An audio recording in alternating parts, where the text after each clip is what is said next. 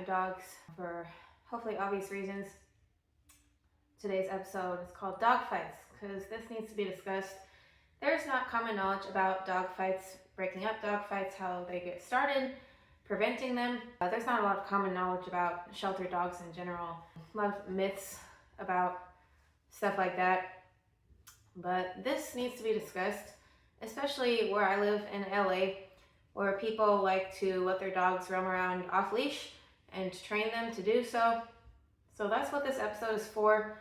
I have not shot an episode of Dog Tales for a while because I prefer having a co-host. I don't like talking alone. I like my stuff verified by someone else who has experience working with dogs, but it is hard to coordinate with people in general. So my co-host is Faru.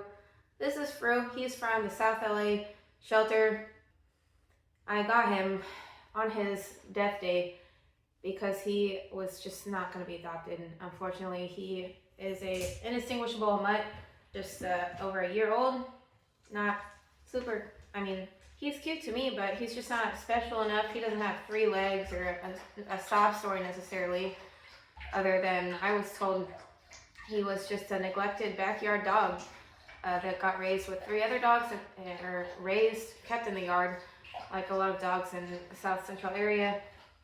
And because of that, that's how he grew up until he was about 1 year old, they estimate. Again, they don't know. His neighbor stole him, basically. Stole the dogs from the neglectful, abusive neighbor. Someone next door, I believe, or in the area, took all the dogs. And that's, unfortunately, animal control does not prosecute stuff like that. They don't even do that with people, with social services, if neglect and abuse goes on. That's just how our system works. But as you can see, Faru, affectionate, he's become very friendly. Before, he never made eye contact, would bark and lunge at every dog. I could not get him to bond with me at all. And now he will give me kisses, come up to me for pets. But again, given his history, and I know this, I've had to break dog fights up that he started for territorial reasons. I don't know his entire backstory other than what I've been told through the grapevine, talking to the person who got him, other volunteers, his notes, which there really are none.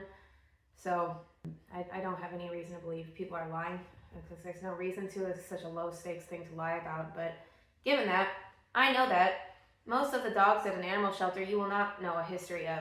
In fact, when they're processed at intake, people often lie and say they found them when they're their dog to avoid the surrender fee, the wait period. That's the way to jump the line and not get caught being irresponsible. So you really don't know a whole lot about shelter dogs for one, but even a dog from a breeder. Sad story.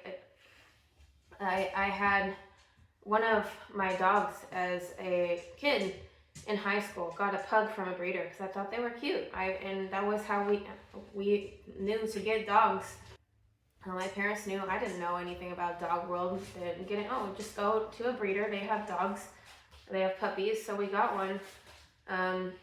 Coolest dog.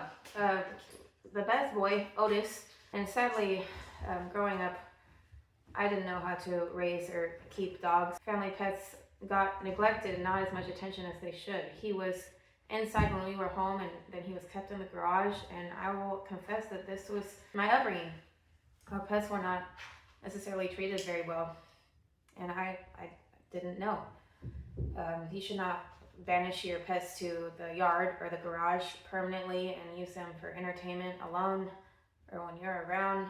They need a life too. So it's hard to say that, but aside from that, I don't believe that was what was the end of Otis. It was because he was inbred.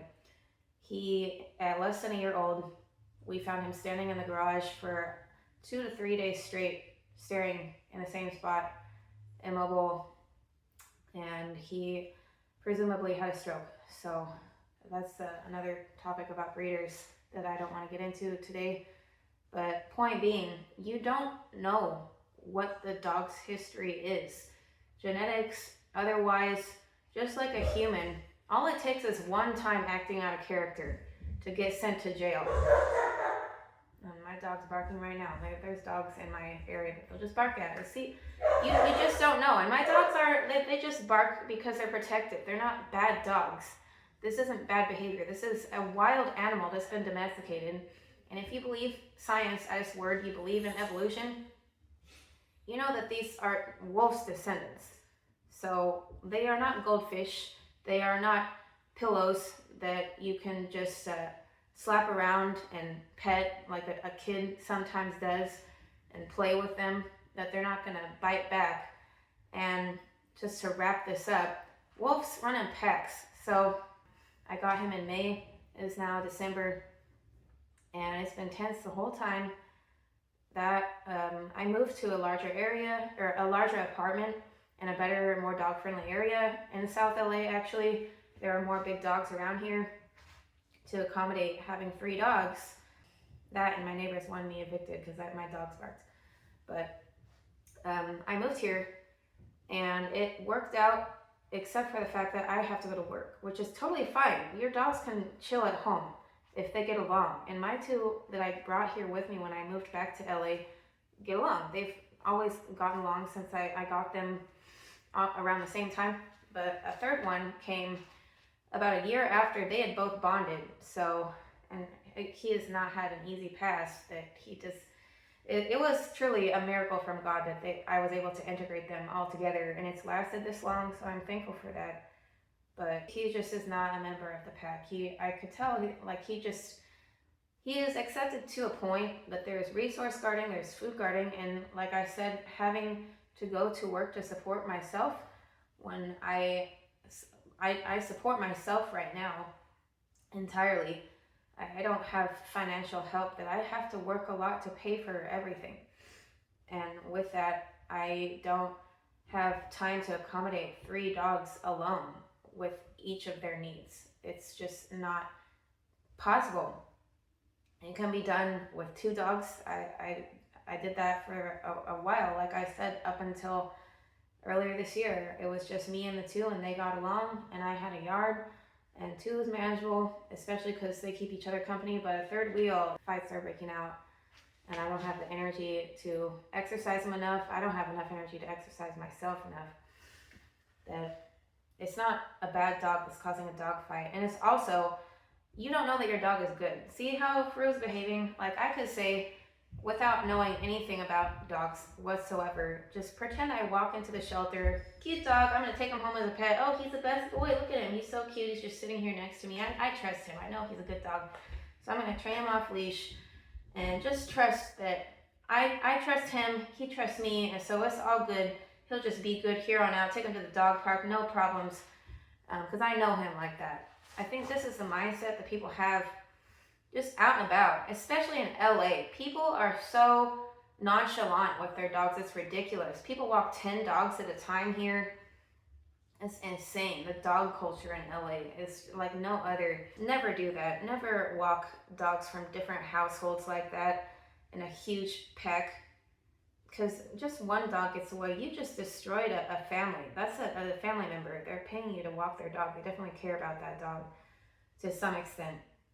Yeah, so I could say I trust this dog based off his behavior right here, but not too long ago, I had to unlatch him from my other dog that he's been living with for months now. So this has been May. They've been coexisting, and they will have affectionate moments and bond. And even me, having experience, I've worked with dogs pretty intensely for a few years now. I've flown across the country to train with dogs in play groups, learning how to break up dog fights, so I can, but most people cannot do that.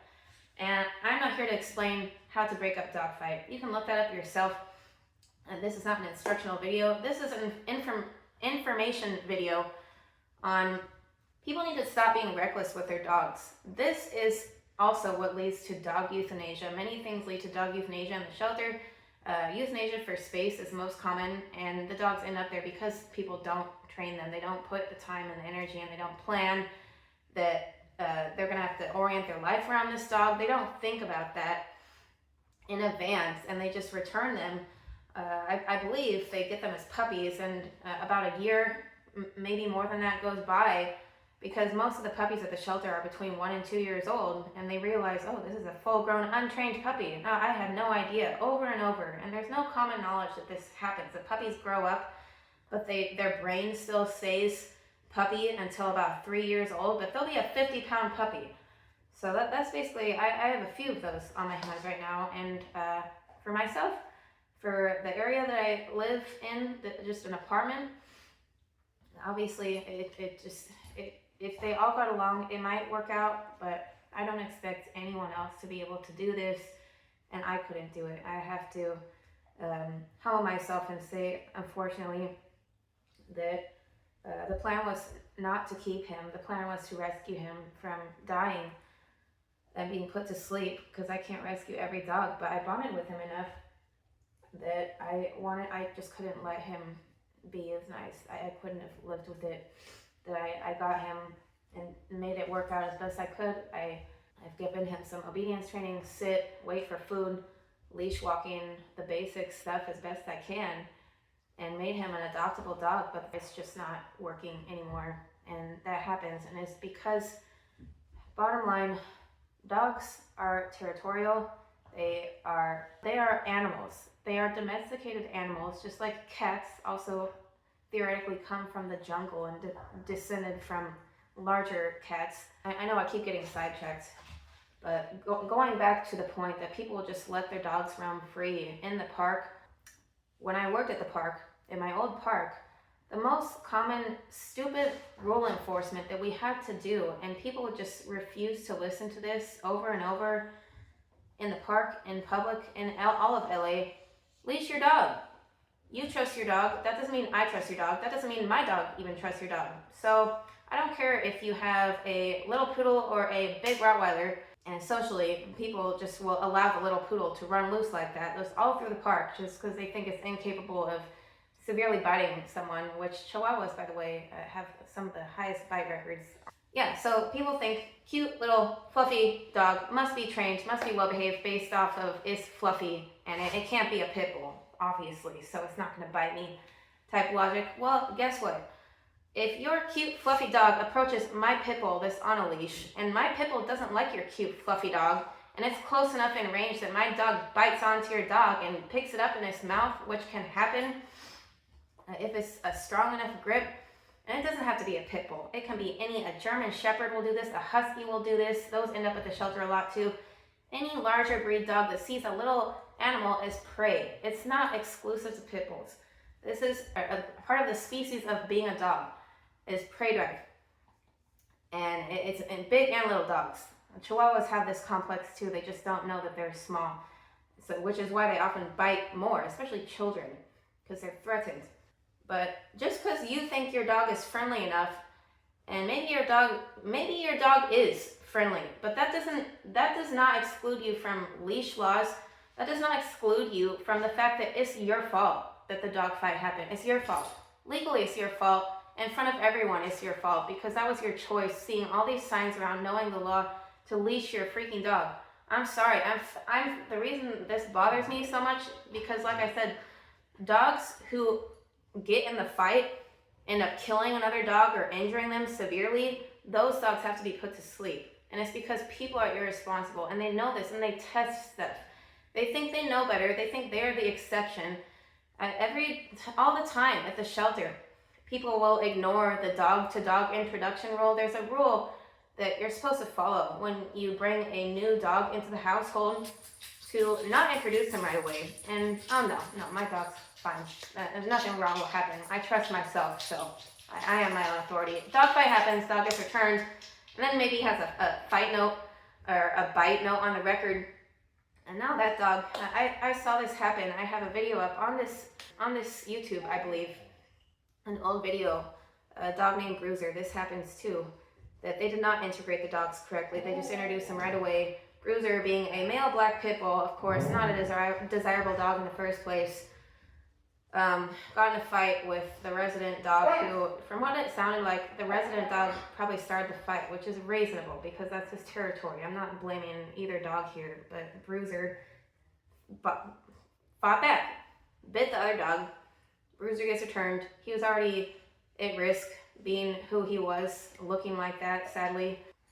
That I saw him on his last day. There's a video up on his last day, and we can't do anything. The shelter can't do anything. That was you. That was your decision to not listen to us. And you don't have a right to do that necessarily, but you do have a choice to do that. So Bruiser is in heaven now, unfortunately. And that's what happens. This video probably should have been made a long time ago. I've been wanting to talk about this, but it's a very, I don't know. There's a lot to this. Like I said, I'm not here to explain how to break up a dog fight. I don't even want to risk telling you it, just because I don't believe most people can in practice, even if they know theoretically. I've seen staff members know in their head how to break up a dog fight and still not be able to break up a dog fight, because it's about your mentality. And you can't just be throwing spaghetti at the wall and trying to figure out what sticks.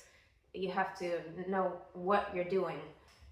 You have to train specifically how to break up dog fights. And the only way to do that, unfortunately, is to wait till one happens and hope that it doesn't. But that said, I know I'm going all over the place here. This is a lot of info in a little bit of time. If you can't read dog body language, or you choose to ignore dog body language, I think people do see the signs of a dog not being happy. The haunches, the low growl, and just stiff posture. These are basic signs that I think most people do translate as threat in their head, but they'll just override that with their ego and think, oh no, I'm fine though. I'm a good person. This stupid logic that people use to rationalize a bunch of dumb stuff. But dogfighting in particular, when dog fights break out, I'm not talking about on purpose fighting dogs, obviously. That's another topic again. But using this logic and then getting bit, dog fights back at what they think is a threat, and it's over for the dog. There are so many dogs that come through animal control that if there is anything like that on the record, it's basically a thing at the shelter, that like a lot of bites go unreported, because that's often the end of the dog. With the high volume that comes through the shelter, the high amount of dogs, thousands per year at any given city or county shelter, they just they can't work with there's not staff to work with those dogs. There's rescue and volunteers, but when you have so many dogs coming through who are adoptable, and you're spending all your energy and resources on the hard dogs, the dogs that could be finding homes very easily also lose out along with them. And it's all because of the people, first, not training them, which is a given. I don't need to get into that. But second, just testing their luck. Yeah, I'm not sure that I didn't plan this video at all, except for today, because this is a foster failure. I did not end up networking him super well, because there's so many dogs in the system that he's just another one in the algorithm, basically, in the feed of stories that get posted daily, weekly, 10, 20 dogs on the list, that I just ended up keeping him and hoping it would work out. And here we are 6-7 months later, May to December, it's not working out. So I just felt called to make this video to push something out that people can watch and learn from. You don't need to train your dog to go off leash. You should be training your dog recall, so that your dog knows to come back to you. Your dog knows his name or her name. You don't need to train your dog to walk off leash next to you. That's a totally unnecessary skill to have. It leads to just dogs roaming around in areas that they don't have to be. Dogs will wander into the street when they're on. I've seen this in different parts of LA.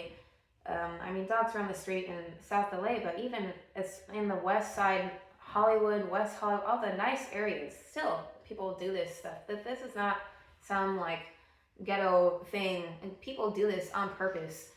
Let their dogs just walk around. There's not cars incoming. There's no like that you can just run and fetch your dog if someone wants to swoop in and pick it up in their car. All these Frenchies walking around off leash, for example. Why? Why do you need to try to impress people walking your dog off leash? I don't. It's not a skill to me. That it's just you're putting your dog at risk. I don't know. If you want to offer some explanation on why people need to do that and test stuff, like sure, do that out in the country. If you have land, let your dog roam wherever on your property.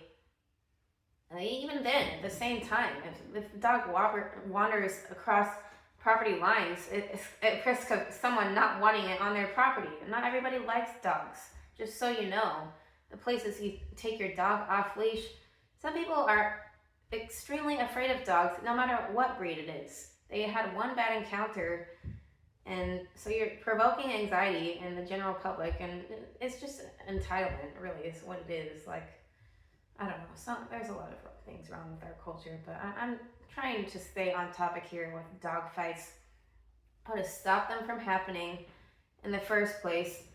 Have control over your dog, and the first way to do that is physically being able to have control over your dog.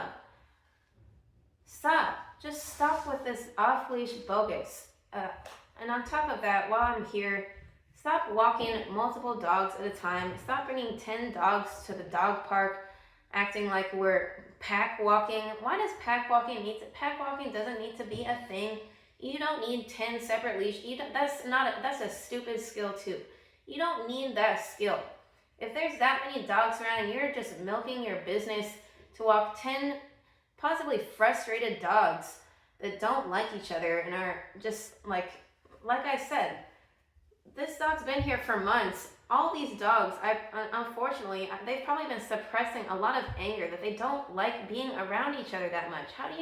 These 10 dogs from different households all have different lives. And why is, this LA stuff, these pack walks, basically just the point of this, people asking for dog fights to happen, but not knowing how to break them up and being genuinely shocked when they happen, and then pulling out their phone and just recording it or calling the police. And the dog ends up dying. Over and over, no one is, I don't think, gonna give this airtime, but it needs to be known. There's a lot of stuff that I feel is important. Dogs do no harm, in my opinion. All their problems come from people. They don't ask or demand anything from us except for love and attention. They don't even ask to be fed. Obviously, you should feed them, but they don't require anything except your time and your care. And provoking dogs on purpose, and not claiming responsibility when the time comes that they have to be euthanized because of you and your choice to be egotistical and start stuff. I don't know. Like I said, there's no real conclusion. I just want to put this out there. Don't do stupid stuff with your dog if you care about them. Walk them on the leash. Be respectful of dogs around you. If your dog's like reactive and barky and not super social, don't try to force friendship with other dogs. I had sidetrack. I'm not quite done yet.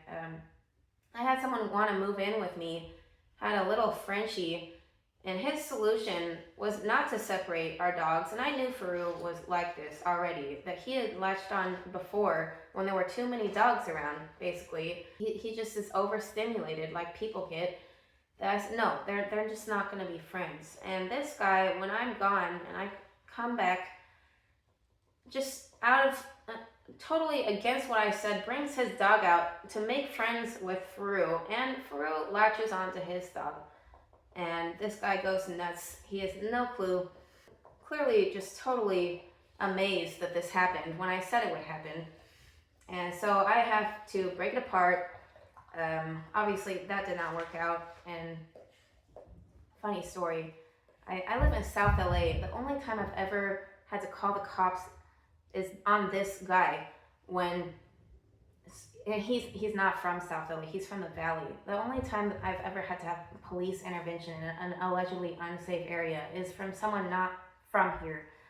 And it was because he faked a police phone call on me first. There's nutso people here who don't understand humans or dogs, and they'll start fights like that. So, bottom line, I don't want to get into that. That was right when I moved here. Don't test your luck. Keep your dog on a leash. Don't, if you get a rescue dog or any dog, treat it like it's an animal, because it is an animal. And as I said, do you trust all humans to behave all the time just because you know them well enough? Before everyone went to jail or prison the first time or ever, they didn't go there until something happened. So all it takes is one time for stuff to happen. Again, these are predatory animals, descendants. I don't know how else to put this. I guess that's all I need. That's all I really want to say is on the topic of dog fights. I don't trust that most people know how to properly break up a dog fight, even if they're trained to do so when the time comes down to it. Unless you have maybe some other people around who also know how to. But if you're in a dog park in a public setting, just new to dogs or even somewhat experienced, have had dogs, I'm not even going to explain the process of doing that. You just need to stop doing stuff that causes dog fights in the first place and separate the dogs. Don't expect dogs to be friends and get along. And especially not if you just think your dog magically has good behavior. Even if you have a perfect dog, let's claim that there's a perfect dog out there that's never gotten in one argument or fight with anyone, anything, any other dog. You don't know that there's other dogs like my dog out there that acts that way. Dogs pick up stuff that we don't. We can't read their minds just like we can't read people's minds. They will sense stuff, sense an aggressor, sense just weird energy from people, from other dogs, that those go after that dog. And a fight will happen. I've said this probably several times in different forms in this little short episode. Stop pulling dumb stuff. Stop testing your luck with dogs. Stop making dogs get euthanized because of your bad experience with dogs, your inflated ego. If you can't manage a dog, don't get one. Definitely don't get multiple dogs. Dogs are animals, but they are also, they need care. You can't treat them like wild animals or they will act like wild animals. You need to treat them with care. And like I said, I'm not the most qualified dog owner, trainer, anything like that. I volunteered for the shelter for a few years. I have a few thousand hours probably at this point between running play groups, walking dogs, adoption, all that stuff. And still, it's nothing I did. It's just circumstances have led to this not working out, that fights have happened within my home. I know how to break up a dog fight. Sometimes. I can't even say that I could break up every dog fight. I'm not bragging about that, but it's because I've done this on purpose. I'm not an average person. I work with dogs for fun. So, anyway. I guess that's all that I wanted to say. Again, Happy New Year's. Keep your dogs indoors for any loud events, potentially. It's already going to be past New Year's when I post this, probably. 4th of July, anything where there's a bunch of noise, just keep your dog away from. Because again, your dog can run away and it can also get more aggressive than normal. More anxious, it'll act out of character. And going back to the topic, a dog fight could happen. They will pick up the energy, they will hear the noise, get overexcited, get confused. Take care of your dog. Don't do stupid stuff. And stop dog fights from happening. And if you want a dog and you're watching this for some reason and don't have one, please adopt a dog. Don't buy one. You heard my story from the breeder. That doesn't even need to be the reason why you don't buy from a breeder. It's because there are thousands of him in the system, and he didn't have to end up the way he did if he had been raised in a home with love and care instead of in the yard. So he's still a good dog. He just, unfortunately, does not do well when other dogs are competing with him. for resources, especially if I'm the only resource. So, yeah, I guess that's the end. Again, Happy New Year.